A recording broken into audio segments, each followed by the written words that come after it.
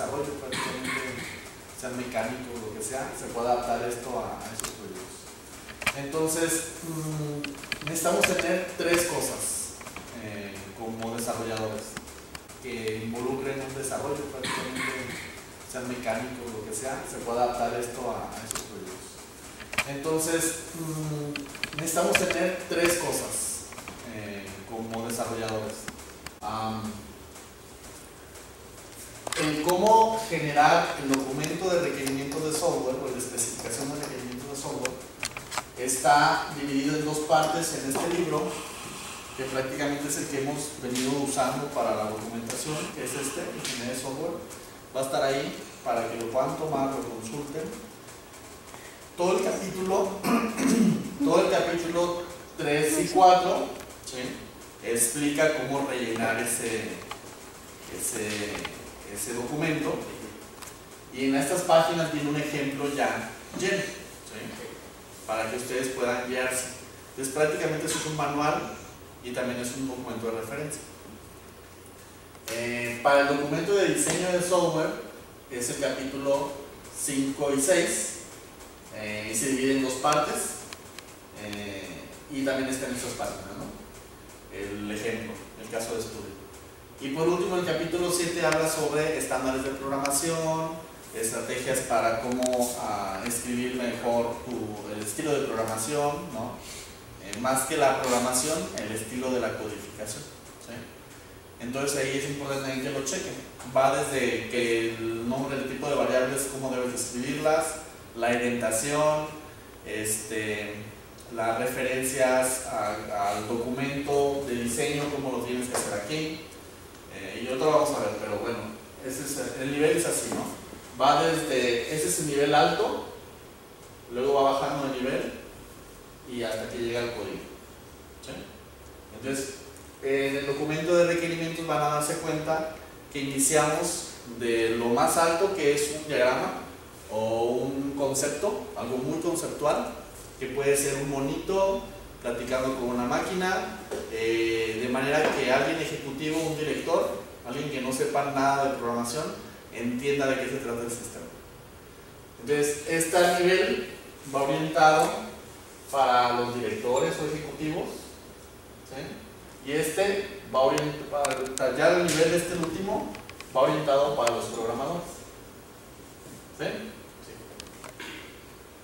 La estrategia de documentación sigue una filosofía o una metodología de hiperlink, o de como en internet, en el que tú tienes tu página principal, tu portal, tienes varios links, y al hacer clic en este link te manda a otra página, y de esta página te puedes regresar a esta, y luego de este te puede llevar a otro, y así sucesivamente, ¿sí?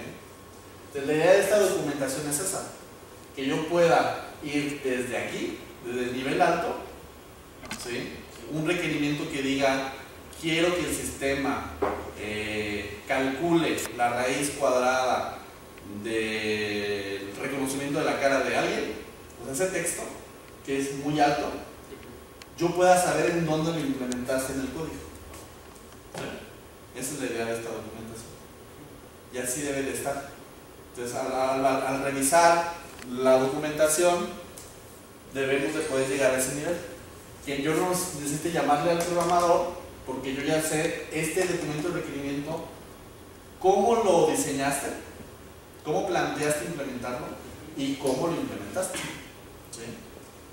Aquí que va todo lo que es requerimientos, ¿sí? Requerimientos de software. Los requerimientos se dividen en dos partes. Uno que está orientado para que el cliente lo entienda, y el otro para que el equipo de desarrollo lo entienda, ¿sí? En el primero van, por ejemplo, casos de uso, diagramas de secuencia, diagramas de estado, escrito, ¿no? Porque son muy orientados al usuario, sí, de manera que él nos pueda validar ese documento. La segunda parte del documento de RS, ¿sí?, está orientado para que tú como programador verifiques si entendiste lo que el usuario te dijo. Es decir, ahora vas a usar, por ejemplo, el diagrama de clases. y vas a empezar a bajar. El diagrama de clases que usas aquí en RS no es porque todas sus entidades se van a traducir en una base de datos. Son nada más para ver, para entender el sistema. ¿Sí? No estamos en la etapa de diseño, exactamente. Es nada más para ver cómo conceptualicé y para poder agrupar los requerimientos de una forma más ordenada. No sé si estoy claro hasta aquí. ¿Sí? Entonces, en la segunda parte vamos a meter ya herramientas de diseño, no de diseño, sino herramientas para representar la información como diagramas de clases. Puedo usar otra vez diagramas de secuencia, ¿sí? Pero para ver cómo lo entendí yo como programador. ¿Sí?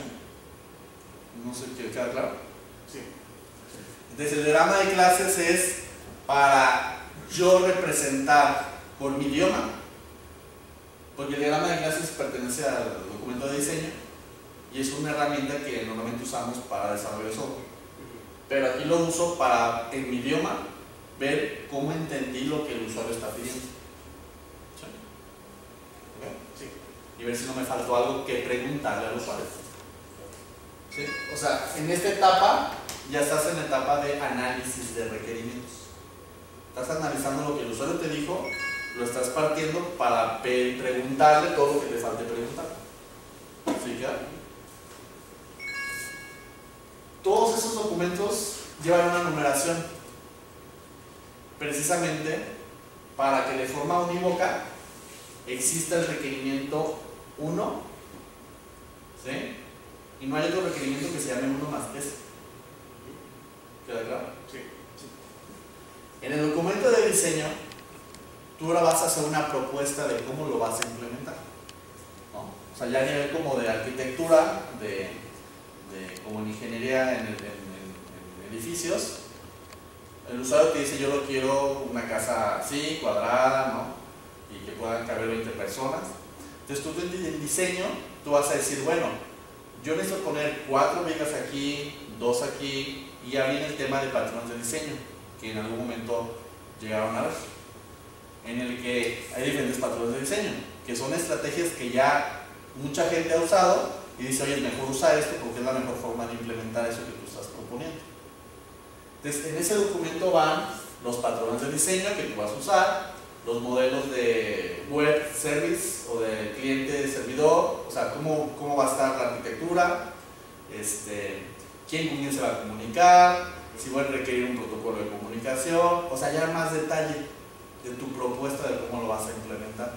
O sea que ahí podemos poner los diagramas de arquitectura que se desarrollen una vez que nosotros como ingenieros leemos el ERS, que el usuario, por ejemplo, nos dice: necesito que todo esto corra en internet porque tengo varias sucursales. Entonces tú bajas ese concepto, un diagrama que pone la nubecita y que digo sucursal 1, sucursal 2, sucursal 3, que está conectada a un servidor o a una base de datos o lo que sea. Ahí es donde puedo poner eso. Y ahí vas a ponerle que yo voy a usar el modelo de